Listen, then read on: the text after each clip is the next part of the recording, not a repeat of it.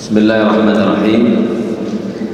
Ruwiya an Abdullah bin Mas'ud radhiyallahu ta'ala anhu wa qad akhrajahu Imam Muslim fi sahihihi anna Rasulullah sallallahu alaihi wasallam qala ma minkum min ahadin illa wa qad wukkila bihi qarinuhu min al-jinn.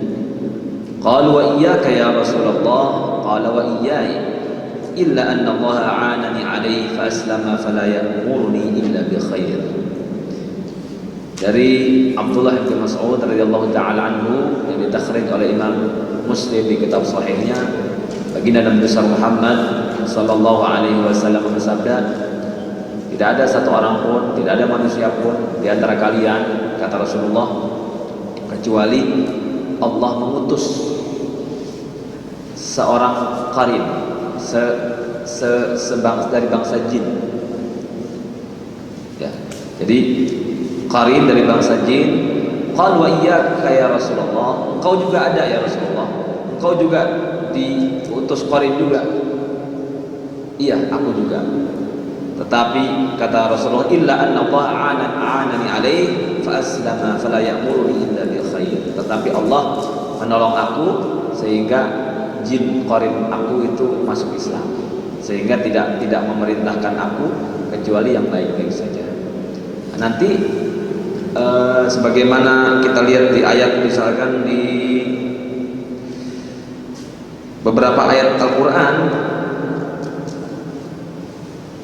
qala qarinuhu rabbana ma atghaytuhu walakin kana fi dhalalin ba'id.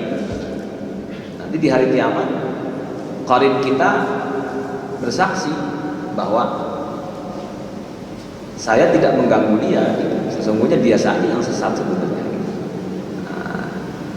Jadi bahasa-bahasa qarin itu memang ada di Al-Quran, ada di hadis-hadis, bahwa setiap kita ini ada qarinnya.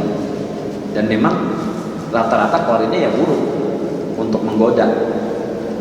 Nah, ada riwayat yang lain, qarinnya itu ada berbentuk jin dan berbentuk malaikat. Jadi setiap kita diwakilkan qarin dari jenis malaikat dan dari jenis jin. Tapi qarin yang ada di Rasulullah SAW itu masuk Islam, sehingga tidak memerintahkan kecuali yang baik. Gitu ya kira-kira keterangan dari hadis sahih.